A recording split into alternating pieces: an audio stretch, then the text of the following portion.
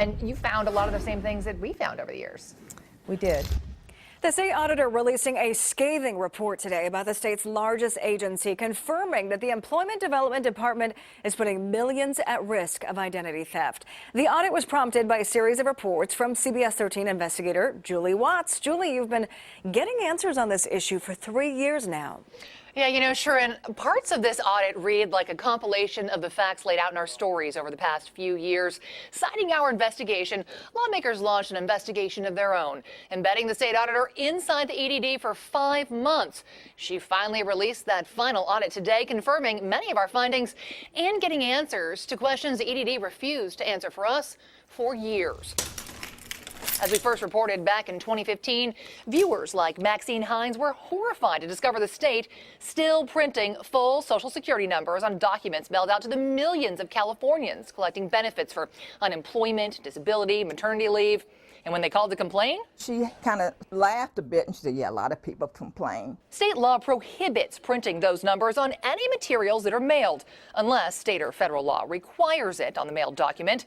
So the EDD told us it is required to use Social Security numbers under the Federal Social Security Act. But 3 years ago, we confirmed that's simply not true. And now, so has the state auditor. So are they breaking the law? We didn't find any law that required them to mail them. And state law is pretty clear. If you're not required to by state or federal law, the law says you can't mail them. That is the state law, correct. The audit also found the EDD is still printing full Social Security numbers on as many as 13 million documents a year, despite assurances to us and lawmakers that they would stop printing the numbers altogether back in 2015. The auditor also confirmed our findings that the agency repeatedly mishandled sensitive mail.